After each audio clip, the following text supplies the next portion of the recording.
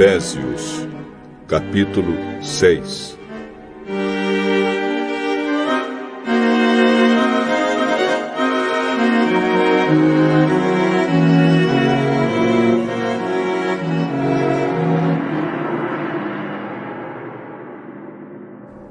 Filhos, o dever cristão de vocês é obedecer ao seu pai e à sua mãe, pois isso é certo. Como dizem as Escrituras, respeita o seu pai e a sua mãe. E esse é o primeiro mandamento que tem uma promessa, a qual é: faça isso a fim de que tudo corra bem para você e você viva muito tempo na terra. Pais, não tratem os seus filhos de um jeito que faça com que eles fiquem irritados. Pelo contrário, vocês devem criá-los com a disciplina e os ensinamentos cristãos. Escravos, obedeçam com medo e respeito àqueles que são seus donos aqui na terra. E façam isso com sinceridade, como se estivessem servindo a Cristo. Não obedeçam aos seus donos só quando eles estiverem vendo vocês, somente para conseguir a aprovação deles. Mas, como escravos de Cristo, façam de todo o coração o que Deus quer. Trabalhem com prazer, como se vocês estivessem trabalhando para o Senhor e não para pessoas. Lembrem que cada pessoa, seja escrava ou livre, será recompensada pelo Senhor de acordo com o que fizer. Donos de escravos, tratem os seus escravos também com respeito e parem de ameaçá-los com castigos. Lembrem que vocês e os seus escravos pertencem ao mesmo Senhor que está no céu, o qual trata a todos igualmente. Para terminar, tornem-se cada vez mais fortes, vivendo unidos com o Senhor e recebendo a força do seu grande poder. Vistam-se com toda a armadura que Deus dá a vocês, para ficarem firmes contra as armadilhas do diabo. Pois nós não estamos lutando contra seres humanos, mas contra as forças espirituais do mal que vivem nas alturas, isto é, os governos, as autoridades e os poderes que dominam completamente este mundo de escuridão. Por isso, peguem agora a armadura que Deus lhe dá. Assim, quando chegar o dia de enfrentarem as forças do mal, vocês poderão resistir aos ataques do inimigo e depois de lutarem até o fim, vocês continuarão firmes, sem recuar. Portanto, estejam preparados. Usem a verdade como cinturão. Vistam-se com a couraça da justiça e calcem com os sapatos a prontidão para anunciar a boa notícia de paz. E levem sempre a fé como escudo para poderem se proteger de todos os dardos de fogo do maligno. Recebam a salvação como capacete e a palavra de Deus como a espada que o Espírito Santo lhes dá. Façam tudo isso orando a Deus e pedindo a ajuda dele. Orem sempre, guiados pelo Espírito de Deus. Fiquem alertas, não desanimem e orem sempre por todo o povo de Deus. E orem também por mim, a fim de que Deus me dê a mensagem certa para que, quando eu falar, fale com coragem e torne conhecido o segredo do Evangelho. Eu sou embaixador a serviço desse Evangelho, embora esteja agora na cadeia. Portanto, orem para que eu seja corajoso e anuncie o Evangelho como devo anunciar. Tíquico, nosso querido irmão e fiel servo no trabalho do Senhor, lhes dará todas as notícias a meu respeito, para que vocês possam saber como estou passando. Eu o estou enviando a vocês para que ele conte como todos nós aqui estamos passando, a fim de que vocês fiquem animados com as informações que ele vai dar. Que Deus, o Pai e o Senhor Jesus Cristo deem a todos os irmãos paz e amor com fé.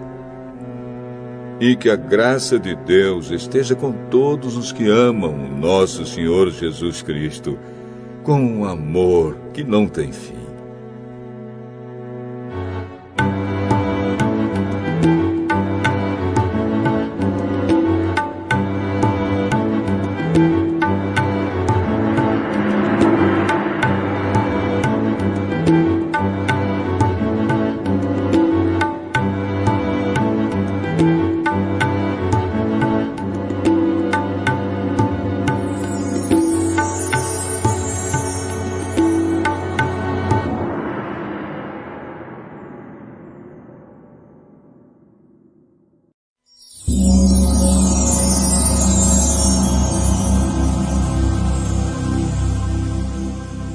Ezequiel, capítulo 17.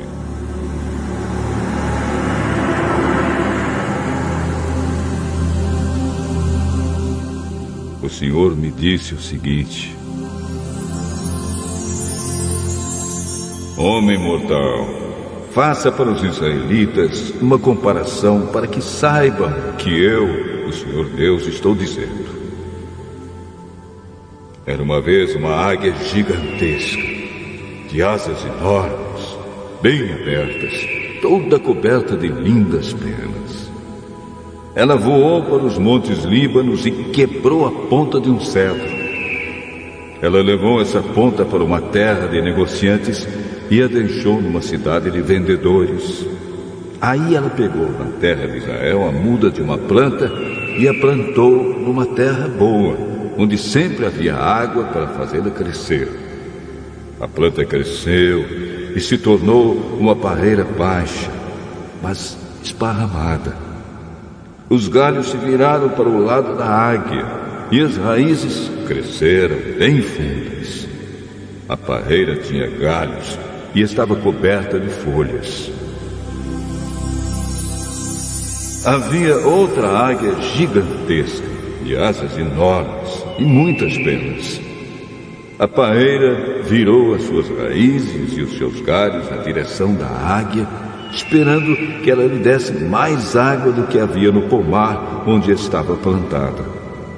Mas a parreira tinha sido plantada em terra boa e bem regada, para que fosse uma ótima planta, coberta de folhas e que produzisse uvas.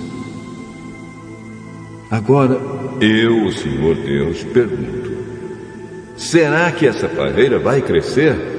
Será que a primeira águia não vai arrancá-la pelas raízes, apanhar as uvas e quebrar os ramos, deixando-os secar? Não será necessária muita força, nem uma nação poderosa para arrancá-la. Sim, ela está plantada, mas será que vai crescer? Será que não vai secar quando o vento leste a castigar? Será que não vai secar no pomar onde está plantada?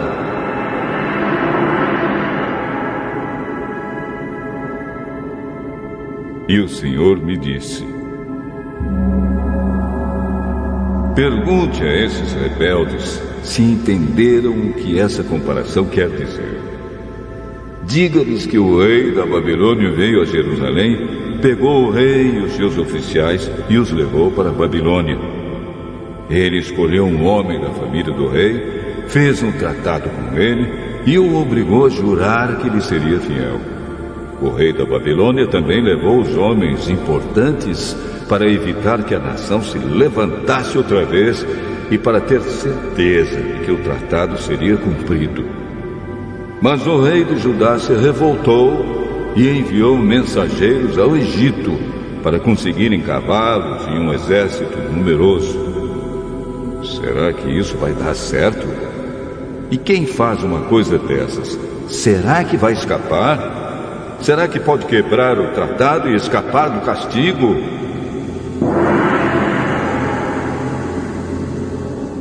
Juro pela minha vida, diz o Senhor Deus, que esse rei morrerá na Babilônia, pois quebrou o juramento e o tratado que havia feito com o rei da Babilônia, que o pôs no trono.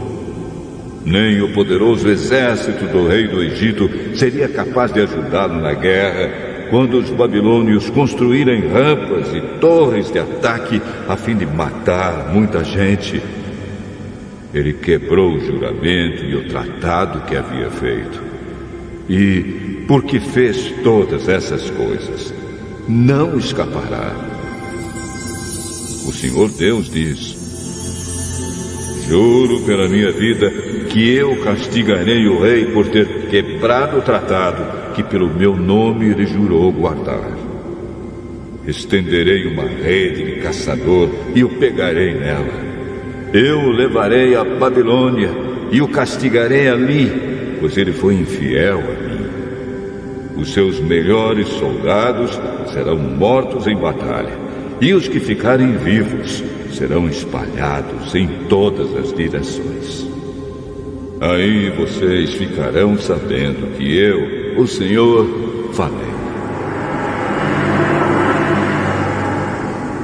O Senhor Deus diz isto: tirarei a ponta de um cedro alto, cortarei um broto novo e o plantarei num monte elevado, no monte mais alto de Israel. Ele soltará galhos, produzirá sementes e se tornará um cedro muito lindo. Pássaros de todo tipo viverão ali e acharão abrigo na sua sombra. Todas as árvores dos campos ficarão sabendo que eu sou o Senhor. Eu derrubo as árvores altas e faço as árvores pequenas crescerem. Eu seco as árvores verdes e faço com que as árvores secas fiquem verdes de novo. Eu, o Senhor, falei. Eu cumprirei o que prometi.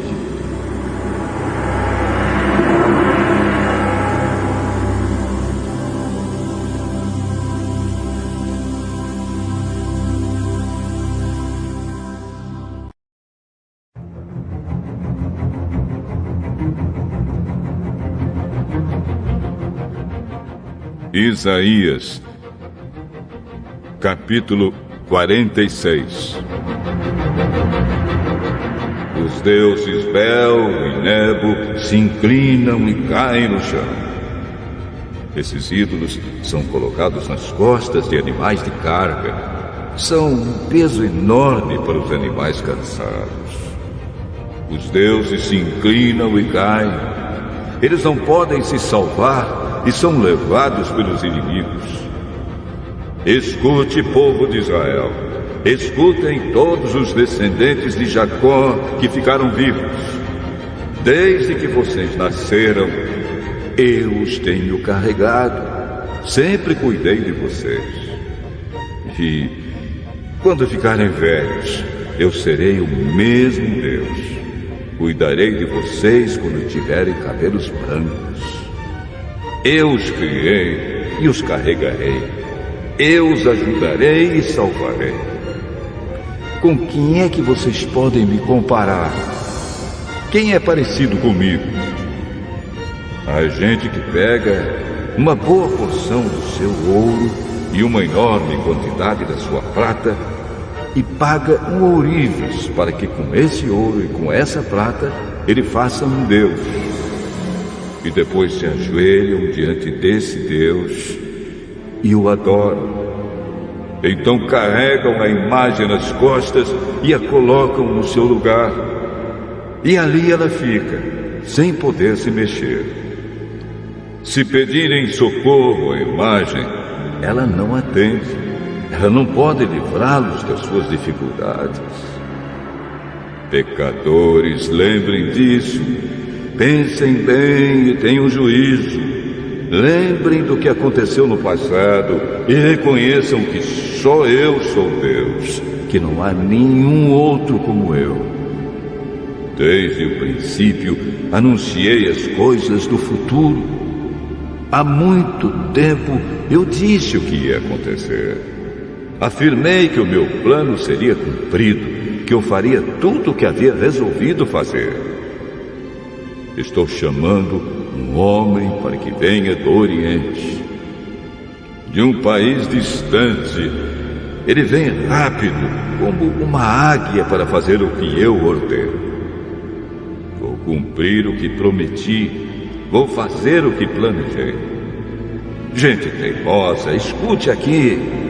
Vocês pensam que a sua salvação vai demorar, mas eu vou fazer chegar logo a salvação que prometi. Ela não vai demorar, e em breve eu conseguirei a vitória. Eu salvarei os moradores de Sião e repartirei com o povo de Israel a minha grandeza.